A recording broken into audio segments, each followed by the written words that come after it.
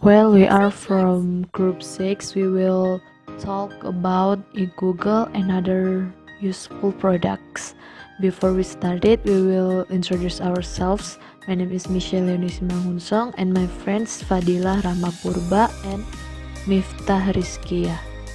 Well, the first we will talk about the abstract from these books, yaitu dimana pada buku ini membahas tentang mengenai berfokus pada dunia e-Google, dan juga dimana e-Google ini merupakan sebuah layanan gratis dari Google yang memungkinkan pengguna untuk membuat hasil personalisasi kehadiran web untuk penggunaan mereka sendiri. Dan juga e-Google ini memiliki halaman gambar tema yang terdapat di bagian atasnya. Pengguna dari e-Google ini biasanya termasuk beberapa perpustakaan, dan pekerjaan dari beberapa perpustakaan yang telah diupayakan dalam membahas mengenai Google Gadget. Dan pada bab ini juga akan mendeskripsikan beberapa produk web yang gratis dan aplikasinya yang biasanya dapat digunakan untuk para perpustakaan seperti Google Analytics, Start Counter, Skype, dan film internet basis data. Baiklah, pertama kami akan membahas mengenai grup Google. Grup Google merupakan sebuah forum yang diselenggarakan oleh Google sebagai alat komunikasi untuk orang-orang yang memiliki minat khusus. Jadi, siapapun yang memiliki akun Google dapat membuat grup dan dapat mengatur standar keamanannya, atau seperti siapa yang dapat melihat pesan, siapa yang dapat memposting, dan siapa yang sedang aktif, serta dapat mengundang orang lain untuk bergabung ke dalam grup tersebut. Banyak juga pustakawan yang memiliki grup Google ini seperti spesialisasi atau wilayah subjek, yang termasuk salah satunya yaitu Sabinet, di mana Sabinet ini merupakan forum internasional untuk pustakawan. Dan ada juga Libtipos yang merupakan sebuah grup untuk melacak kemungkinan terjadinya kesalahan di dalam online katalog. Selanjutnya ada Google Mail. Google Mail diluncurkan pada tahun 2007 sebagai aplikasi yang gratis dan menyediakan 1 GB ruang penyimpanan. Nah, para perpustakaan yang kesulitan dalam mendapatkan akun Google institusional, Google Mail ini bisa berguna dalam beberapa cara. Google Mail ini sekarang sudah menyediakan ruang penyimpanan yang lebih dari 7 GB untuk lebih dari 100 juta penggunanya. Seperti salah satu contohnya yaitu di perpustakaan Mendick New York Law School, pustakawannya itu dalam memindahkan semua peralatan mereka dari perpustakaan yang lama ke perpustakaan yang baru, mereka itu menggunakan Google Mail, dan selama beberapa hari tidak akan ada email kampus, sehingga layanan elektronik pustakawannya ini mendorong semua para pustakawan untuk membuat akun Gmail dan mendaftarkannya agar bisa masuk ke dalam forum online agar dapat memantau situasi yang ada di perpustakaan walaupun hari layanan perpustakaan tidak ada. Selanjutnya ada aplikasi yang bernama Google Analytics. Untuk dapat memulai Google Analytics ini, pertama kita memasukkan akun Google kita terlebih dahulu. Setelah itu kita membuka analytics.google.com dan memilih menu mendaftar. Nantinya kita perlu menjawab beberapa pertanyaan dasar mengenai situs kita yang biasanya disebut dengan URL. Setelah itu kita akan diberi kode yang mirip dengan yang ada seperti pada gambar 5.3, dan template dari file tersebut akan masuk ke dalam HTML kita. Dan selanjutnya kita akan menunggu selama 1 hari agar Analytics dapat menemukan halaman kita dan dapat memulai penggunaan login seperti pada gambar 5.4. Biasanya perpustakaan membeli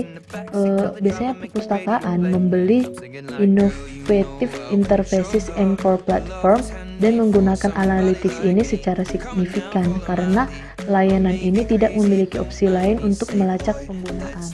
Dan para perpustakaan akan mendaftarkan seperti langkah-langkah yang telah saya jelaskan sebelumnya, dan para perusahaan biasanya akan menyematkan sebuah kode.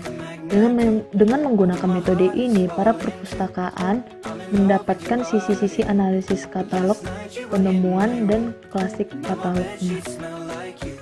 Selanjutnya adalah aplikasi e-Google. E-Google dirilis pada tahun 2007 menggantikan sebuah produk yang disebut dengan halaman beranda Google. Nah, e-Google ini merupakan suatu cara untuk membuat sebuah halaman pribadi yang hanya dapat dilihat oleh penggunanya, dan halaman ini dapat diakses di berbagai komputer dimanapun kita berada hanya dengan memasukkan akun Google kita. Biasanya ada spanduk atau tema yang terdapat di bagian atas halaman tersebut, dan ada area 3 kolom di bawahnya untuk menambahkan perangkat atau gadget. Gadget ini dapat berbentuk seperti ramalan cuaca, game, keypad, daftar favorit, dan widget pencarian katalog perpustakaan. Halaman ini merupakan menggantikan halaman pencarian Google Classic, tetapi pengguna dapat mengalihkan pengaturan akun Google-nya. Di Google ini sangat populer layanannya karena memiliki jutaan pelanggan. Assalamualaikum warahmatullahi wabarakatuh. Di sini saya akan menjelaskan tentang gadget. Nah, gadget ini menjadi populer daripada tema untuk perpustakaan, meskipun dalam memproduksi gadget lebih sulit daripada tema. Nah, masalah terbesarnya adalah gadget bekerja dengan XML, yang dimana XML merupakan bahasa pemrograman yang sangat tak kenal ampun. Oke, saya langsung akan menunjukkan cara membuat gadget menggunakan XML dan terdaftar di direktori. Yang pertama, dari halaman e-Google utama, buka tambahkan gadget baru. Layar selanjutnya akan menampilkan gadget paling populer. Saya akan menjelaskan sedikit tentang e-Google. E-Google itu ialah dia dipanggil sebagai Google Homepage, yang dimana ini tuh sebagai untuk membuat halaman pribadi yang hanya bisa kita lihat. Baru yang kedua, kita akan harus memilih dokumen di bagian atas layar untuk masuk ke area pengeditan. Dan yang ketiga, gulir ke bawah hingga Anda melihat area pengeditan. Dan yang keempat itu, klik pada namanya jika Anda mendapatkan tampilan dengan URL di atas. Anda siap untuk melanjutkan. Jika Anda mendapatkan kesalahan buruk, Anda harus memperbaiki masalah dan coba lagi. Penting untuk diketahui bahwa setiap kali Anda melakukan ini, Anda harus memberi nama file baru. Juga email penulis dalam file ini harus cocok dengan akun Gmail yang sedang Anda gunakan. Yang kelima, rekatkan di URL saat diminta. Gadget akan muncul di daftar gadget Anda. Nah, yang keenam, klik di sebelah kanan untuk menambahkannya ke direktori. Anda kemudian kembali ke direktori email Anda dan menjawab pesan yang mengonfirmasi permintaan Anda. Setelah itu biasanya hanya perlu beberapa detik sebelum terlihat oleh dunia. Saya akan menjelaskan tentang Google Dokumen. Nah, Google Dokumen ini itu adalah cara mudah untuk melakukan proyek tim. Nah, terutama jika beberapa anggota tim berada di luar atau jauh dari kita. Nah, produk ini rangkaiannya itu mencakup kata pemrosesan, spreadsheet, dan program presentasi. Dan ini berbasis web gratis dari Google. Di sini saya akan menjelaskan tentang Start Counter. Start Counter ini adalah alat statistik pengunjung online gratis yang dimana didirikan pada tahun 1999 oleh Audhan Cullen, seorang desainer web berasal dari Irlandia. Nah, untuk mendapatkan halaman yang dilacak, Anda harus mengisi satu set sederhana pertanyaan, salin kode, dan tempel ke file HTML. Sekali berhasil dimuat, nah pelacakan segera dimulai. Nah, laporan Start Counter di server dan sistem operasi pengunjung datang dari berapa kali mereka melihat data di situs. berapa lama mereka tinggal, di antara banyak lainnya sesuatu. Program ini gratis untuk laporan yang menunjukkan 500 pengunjungan terbaru, dan situs berbayar tersedia jika lebih diperlukan data. Di sini saya akan menjelaskan tentang Google Voice. Google Voice ini itu diluncurkan pada bulan Maret tahun 2009, yang dimana berfungsi sebagai memberi Anda nomor yang terkait dengan setidaknya satu dari yang ada akun telepon. Nah, ketika seseorang memanggil nomor itu atau yang udah terdaftar di Google Voice, nah maka Google Voice ini dapat menyebabkan ponsel Anda, telepon kantor, dan telepon rumah untuk berdering secara bersamaan dan meninggalkan pesan panggilan tak terjawab di akun Gmail Anda jika tidak ada perangkat yang dijawab. Oke, saya langsung akan menjelaskan cara menggunakan atau setup Google Voice. Nah, yang pertama itu siapkan akun Google Voice Anda di link yang saya tampilkan di depan dan pilih nomor telepon Google. Yang kedua, dari akun Google Voice Anda, klik ikon pengaturan akun di kanan atas, ikon pengaturan halaman web. Yang ketiga, pilih pengaturan suara. Yang keempat, pada tab ponsel Anda dapat memilih tempat untuk meneruskan panggilan. Jika Anda tidak ingin panggilan diteruskan, hapus centang saja kotak di sebelah nomor telepon. Dan yang kelima, pada tab voice dan text, pilih satu pemberitahuan pesan suara. Nah, di sini pilih kotak untuk kirimi pesan melalui email. Dan yang kedua, penulisan teks. Di sini centang kotak untuk teruskan pesan teks ke email saya. Yang keenam, klik pada tab panggilan untuk opsi lainnya seperti pemfilteran spam dan identifikasi pemanggilan. Dan note-nya adalah ingat bahwa untuk meng-save perubahannya. Selanjutnya saya akan menjelaskan tentang Skype. Skype merupakan alat komunikasi untuk berbagai percakapan video real-time melalui hokuk komputer. Pada tahun 2016, perusahaan telah menyediakan layanan video yang hanya memerlukan perangkat kamera atau mikrofon sederhana. Kemudian, pada tahun 2011, perusahaan ini diakuisisi oleh Microsoft dan sekarang merupakan bagian dari Microsoft. Gunanya pada perpustakaan adalah dua cara utama yang sudah saya perhatikan. Yang pertama, untuk komite pencarian perpustakaan akademik, yaitu melaksanakan wawancara melalui Skype yang memungkinkan mereka untuk mendapatkan rasa yang baik dari kualitas dan kepribadian calon pustakawan sebelum mereka menghabiskan uang untuk tatap muka pada wawancara. Yang kedua, Skype telah memberikan perpustakaan umum dimensi buku pembicaraan yang mencakup kunjungan video ke penulis. Yang kedua adalah aplikasi GIMP atau program manipulasi gambar. Pada situs web mereka yaitu http://www.gimp.org, pemilik menggambarkan produk mereka sebagai bebas distribusikan sepotong perangkat lunak untuk berbagai tugas dalam manajemen grafis. Banyak hal yang dihasilkan dalam Adobe Photoshop dapat dilakukan di GIMP. Jadi ini adalah pilihan yang baik untuk perpustakaan kecil pada anggaran. Beberapa fitur sebenarnya lebih unggul daripada Photoshop. Misalnya, jika Anda mengedit foto dan menyimpannya ke direktori yang berbeda, GIMP akan membawa Anda kembali ke direktori asli ketika Anda ingin mengedit foto yang lain. Setelah GIMP ada IMDb, yaitu Internet Movie Database. Internet Movie Database didirikan pada tahun 1990 oleh sekelompok penggemar film menggunakan forum online di bioskop. Ini diberi nama saat ini dan URL 4 tahun kemudian. Sementara catatan mark untuk DVD biasanya akan mencantumkan bintang utama film, produser, sutradara, dan sinematografer dan memberikan banyak informasi yang lebih kaya tentang judul apapun. Kemudian ada LibraryThing.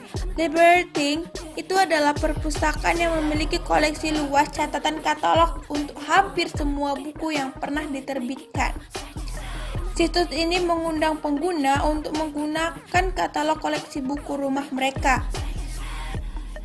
Situs ini telah menarik berikut yang sangat besar, dan itu penuh pembaca memasukkan pada hampir semua buku. Setelah Anda menambahkan judul dari perpustakaan Liberatic, situs akan mulai melaporkan pengguna mana yang mengumpulkan buku yang sama dengan Anda. Kemudian ada QR Code. Kode QR ini adalah barcode berbentuk persegi yang dirancang untuk digunakan dalam ponsel pintar dengan kamera. Penggunaan karyawan aplikasi mobile untuk menyelaraskan telepon dengan persegi. Dan ini akan mengaktifkan link ke halaman web atau menghasilkan teks. Perpustakaan menggunakan ini untuk mendistribusikan bibliografi elektronik. Kelebihan dan kelemahan buku. Yang pertama dari cover bukunya. Cover pada buku ini cukup tidak menarik karena covernya itu sangat polos dan juga membuat pembaca berpikir bahwa buku ini sangat membosankan untuk dibaca. Yang kedua itu dari sistematikanya.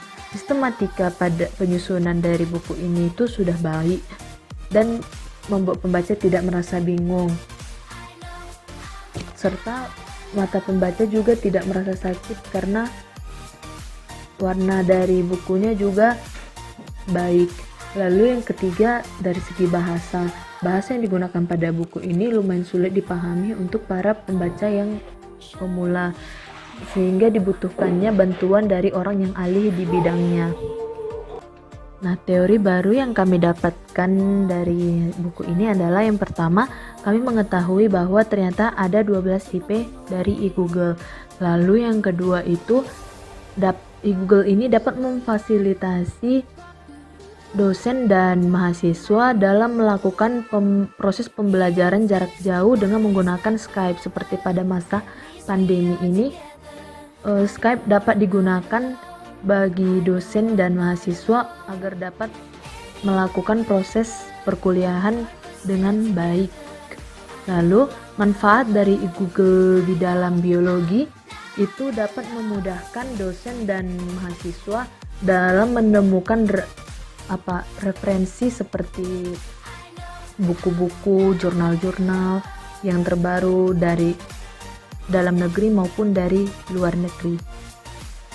Nah, kesimpulan dari buku ini adalah yang pertama, e-Google merupakan fitur yang sangat populer di Google, di mana memungkinkan pengguna untuk membuat sebuah halaman web yang dipersonalisasi dan dapat digunakan pada mesin apapun yang diakses oleh pengguna. Lalu, ratusan perpustakaan telah membuat gadget e-Google, walaupun hanya beberapa yang dapat melampaui pembuatan gadget pencarian katalog online-nya. Lalu tema e-Google juga sangat kurang dimanfaatkan oleh perpustakaan, tetapi mereka sudah mulai membuat beberapa perangkat yang populer seperti layanan Google Gmail, dokumen, grup, dan suara yang dimiliki oleh perpustakaan dan sedang digunakan oleh perpustakaan.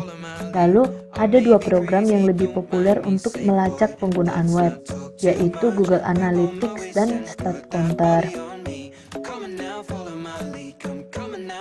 Skype juga merupakan layanan gratis yang memungkinkan pengguna untuk melakukan siaran web dan membantu mewawancarai kandidat perpustakaan tanpa adanya biaya. Lalu Gym itu merupakan sebuah program grafik yang gratis yang dapat melakukan sebagian besar fungsi komersial program.